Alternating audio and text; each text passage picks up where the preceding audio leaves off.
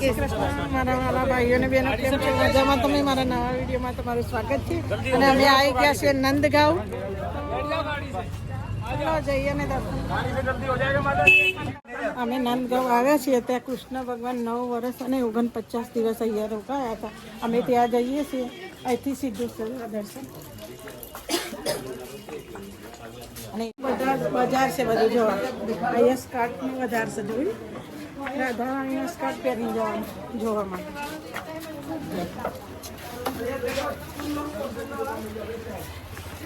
સરસ છે મંદિર.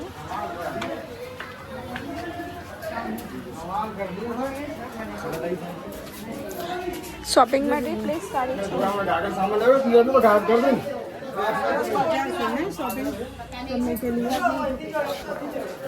મંદિર આવી ગઈ છે, તો અમે હવે જઈએ છીએ દર્શન કરવા.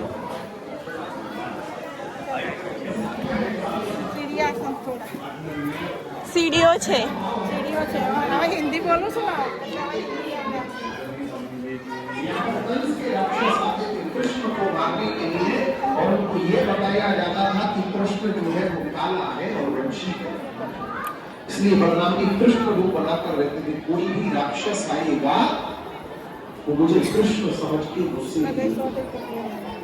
और दूसरा भाव है बलराम जी कृष्ण भगवान को चिढ़ाते हैं. आप लोगों ने सूरदास जी का पद सुना होगा, मैया दाऊ होए खिजा तू यशोद को बचा. मेरी मैया गोरी, मेरे बाबा गोरे, तू यशोदा मैया का जाया हुआ नहीं है, तू तो हमने पैसे देकर के मोल खरीदा है. तो यहाँ पर यशोदा मैया ने दोनों भाइयों का झगड़ा शांत करने के लिए कह दिया, मेरे लिए तो तुम दोनों ही कलुआ बलुआ एक जैसे हो. तो हमारे यहाँ दोनों भाइयों का एक ही जैसा लकुट बंसी, समय की जैसा श्रृंगार धारण. दूसरी विशेषता नंदगांव के दर्शनों की क्या है? आप लोग संसार में जहां कहीं भी दर्शन करोगे, वहां पे राधा और कृष्ण का युगल जोड़ी में दर्शन करोगे. जहां भी राधा कृष्ण होंगे एक साथ होंगे, कहीं भी अलग अलग नहीं होंगे. लेकिन हमारे यहाँ राधा रानी की ऐसा अलौकिक दर्शन आपको संसार में कहीं नहीं मिलेगा. एक बार प्रेम से बोलो राधा रानी की. एक बार और हाथ ऊपर करो.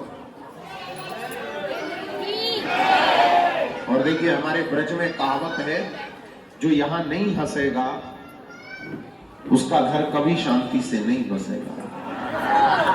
एक बार सब लोग प्रेम से ताली मार के हंस जाओ भगवान के दरबार में. सब लोग प्रेम से बोलो राधे राधे राधे राधे राधे राधे.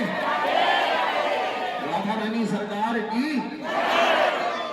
हमारे यहाँ 3 तरह की यात्रा होती है. आप लोग अपनी गाड़ी से यहाँ तक पैदल चल के आए, वही आपकी पद यात्रा. 100 गांव और वंशी वट 100 वट नहीं, श्री कृष्ण नाम 100. संसार में हमारे भगवान श्री कृष्ण जैसा कोई भी दूसरा नाम नहीं है, और हमारे नंद गांव के जैसा कोई भी दूसरा गांव नहीं है. क्यों नहीं है? क्योंकि भगवान श्री कृष्ण का जन्म हुआ था मथुरा में कंस की जेल के अंदर. रातों रात वसुदेव जी ने उन्हें पहुंचा दिया यमुना पार करके गोकुल.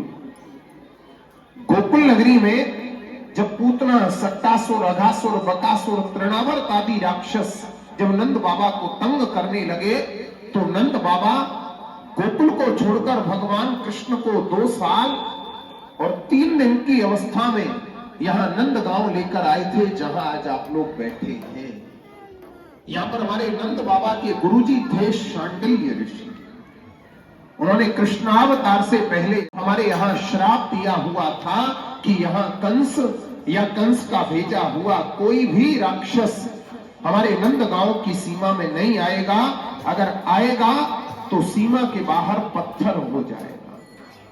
तो यहाँ जब नंद बाबा ने सुरक्षित स्थान देखा, तो नंद बाबा भगवान को लाकर के यहाँ रहे, और यहीं पे आकर के नंद बाबा ने नंदोत्सव मनाया.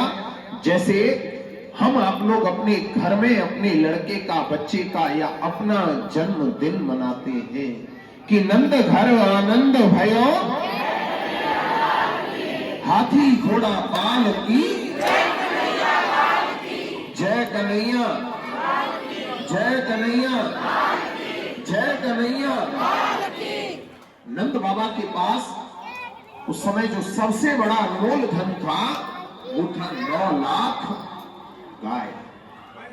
उनमें से 2 लाख गाय नंद बाबा ने यहाँ पे आकर यहाँ के साधु ब्राह्मण ब्रजवासियों को दक्षिणा के रूप में दान करी। हमारे यहाँ आज भी जो आप जैसे भक्त वैष्णव लोग जो घर से संकल्प लेकर आते हैं, जिन पर हमारी राधा रानी श्याम सुंदर कृपा करते हैं, आज भी हमारे नंदगांव धाम में गाय दान इत्यादि करके जाते हैं। क्योंकि आपने श्रीमद् भागवत में सुना होगा इस गांव का नाम गौलोक धाम बोला जाता है।